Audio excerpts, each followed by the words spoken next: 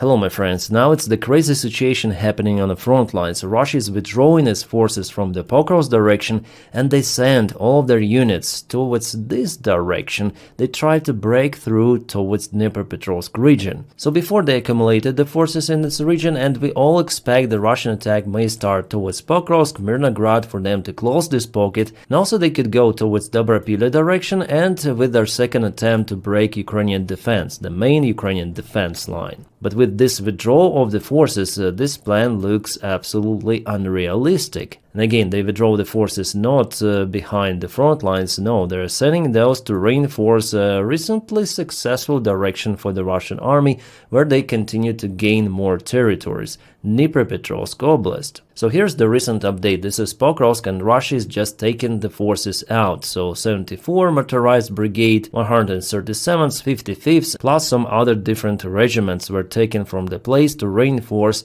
Dnipropetrovsk direction. Because actually here Russians crossed the river and partially broke Ukrainian defense line, the first one. While judging on those forces deployed, I may say that they might try to attack even Novopavlivka from two of the directions. And here it's 100% that Ukrainian defense is not as robust as in Pokrovsk. So here's the report. Russians moved the 90th Tank Division and lots of the brigades redeployed from southern Pokrovsk towards Novopavlivka. Novopavlivka is over here, which I showed you, yeah?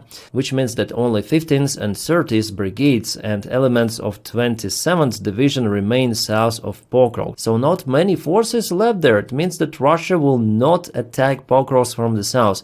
They are focused now on different direction. It changes absolutely everything. I mean, situation in the eastern front lines at least. But it could also touch potentially southern front lines, because this breakthrough, potentially, if it happens, Russians might use even to go to Zaporizhia. Yes, Zaporizhia is far away still, but they might try to go to the main supply highway in Pokrovsk village. I think it's better to review this wide scale of events. So Pokrovsk is over here. Russia is sending their forces here and here from Pokrovsk, again for potential breakthrough Ukrainian main defense lines, but there is the other defense line, and it is going somewhere near Pokrovsk. Well, I'll try to find out the map with the Ukrainian defense line. At first I was sure that it was going somewhere here, but I think it's after all a little behind. I will search for it. Russians are trying to move towards this place from Velika Novosilka, and also they might try to attack from this newly created bridgehead. If they of course cross the river and some of the natural obstacles, well, partially they already did it with some of the small amount of the forces, but major forces are unable to do it yet. Russians need to move their vehicles for the successful assault towards Pokrovsk, and from Pokrovsk Russians might advance further to Zaporizhia. That's the main target. So here we have Pokrovsk, and there is the river goes southbound to Hulaypole, and those are the Russian attack vectors. They want to advance and cross Ukrainian defense, and if they do it successfully, they might even increase the pace of their attacks, because there are not many settlements in this vast area and there are not many defense lines until Vilyansk, and this line is not as robust as this initial one. But we know that the Ukraine is digging some trenches even in this area now. Well, for now it's just the planning of the Russian attack. They want to go to Pokrovsk, but I don't think it's real for extensive period of time, because Russian army is basically exhausted. Nevertheless, they move some of their reinforcements and now they have new goal. And if we check out this vulnerable part of the front lines, for example Zaporizhia region and Dnipropetrovsk, you see one more Russian advancement which happened for the last 24 hours, so yesterday and today, and every day they take the ground, so they want to pour their forces to the most profitable direction for them. But it is not Donbass, this is Dnipropetrovsk Oblast. If we speak about this part, it is not in the Russian constitution. Putin put Zaporizhia and Donetsk Oblast, but not Dnipropetrovsk, so why Russians are fighting for this piece of land? Well, the answer for that is pretty much simple. Russians want to occupy the entire Ukraine. By the way, about Sumy, I expected some of the good news to come, but unfortunately we have bad news. After all, Russians managed to get some of the reinforcements to this region. Yesterday there was heavy battle in Alexeyevka, and near it Russians at first retreated, but later on they pushed quite hard. So it was yesterday and it is. Today, they advanced towards Novomykhailovka, which was previously liberated by Ukrainian army. It's the first territorial gain for the Russian army in Sumy direction for the last several months. Yeah, you see this movement. So before, just Ukraine was getting some of the ground, pushing Russians aft and aft towards their border. But with this one, yeah, Russians didn't occupy any sort of the new village, but Novomykhailovka is under the threat now. As well as more Russian forces moved to the northern part of Alexeyevka, according to my information. Also, Russians are moving a little towards Konstantinovka from Alexander Shiltine, so it was a couple of days ago, and it is right now a little bit expanding the gray area and advanced with the red ones. It's been stated as this forest patch is now under their control. Well, they move here very slowly. However, they already use lots of the artillery and drones on Konstantinovka itself. But you know, after all, the situation for Russians on the ground is far to be perfect. They again suffer significant losses with all of those midwaves. Midwaves, we continue to speak about it, but there are tons of the videos presented in Telegram, on X platform, Twitter, where you might witness what happens usually to the Russian soldiers. And you know, I subscribe also for the Russian channels out there, but they show less of the losses, honestly, less of the videos published with Ukrainian soldiers compared to those showing the Russian soldiers, like for example over here. Because of the platform regulations, I cannot show you what happened to them, but it was kaput. It happened in Novotoretsk, this is Dobropilya sector, not far away from Pokrovsk. And also Ukraine causes some of the vehicle losses for Russians. For example, this is the tow vehicle with artillery system. It was parked somewhere.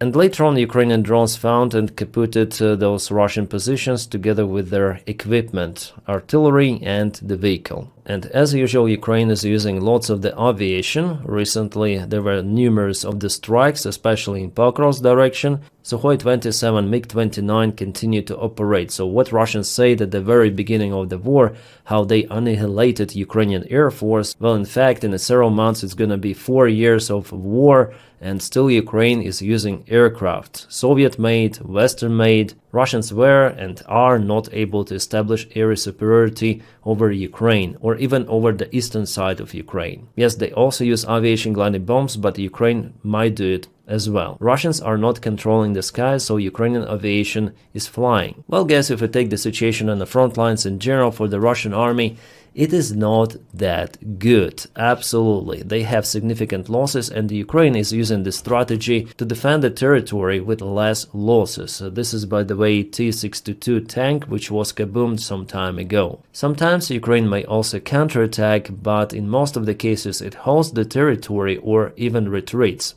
a little, moving back to the new positions with a drone army. And every time Russians move to the new tree line or the new field, they are being attacked by Ukrainian drones. This process is constant, it never stops because Ukraine has lots of the drones. Well, still not enough to create the kill zone all around the front lines, but Ukraine is working on that. With the Ukrainian drone army commander Magyar, I think it is possible. Interesting, analytics from Atlantic are saying that Ukraine is winning this war. They say that a new strategy of Ukraine on the front lines is delivering surprising results. Ukraine may be winning the war of attrition. Russia expected quick gains in the northern Ukraine, but key cities and logistics hubs remain firmly under Ukrainian control.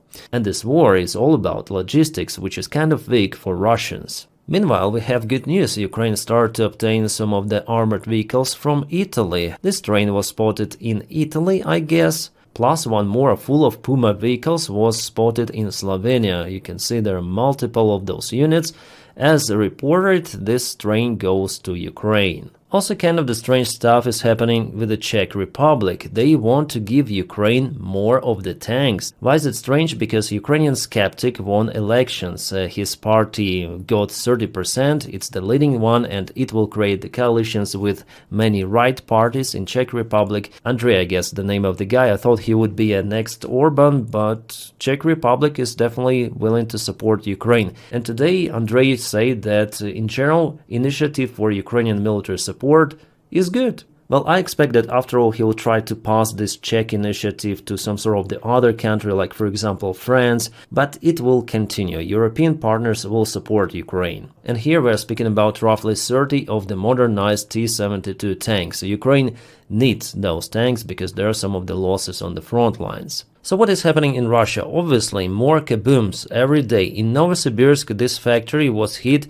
It was producing some of the components and details for Russian military. Firefighters reported that they eliminated the fire, but as we see, the structure is fully destroyed. Yep, it is completely gone. And this is the glow somewhere in Volgograd region. So far, I'm out of clue what was hit there, but locals report about kaboom. In Rostov Oblast, the electrical substation is on fire. It's been confirmed by the NASA satellites. And here Russians give us the analysis of their refineries and other military targets which were hit.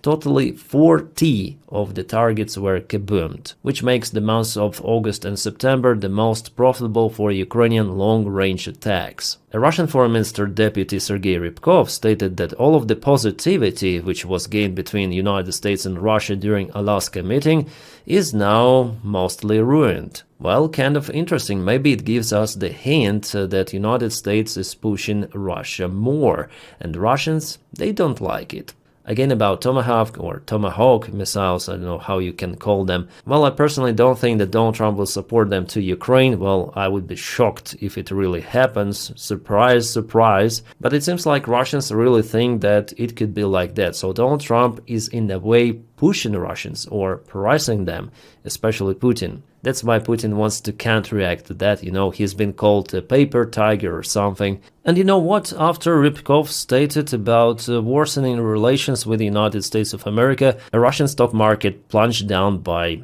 a lot. Some of the companies lost more than 10%.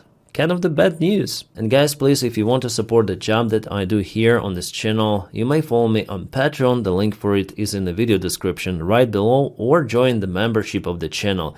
Thank you guys for your kind support and motivation. Because of your support, I am filming the content on this channel. So thank you so much for it. My friends, I wish you all a peaceful sky wherever you are, and have a great time.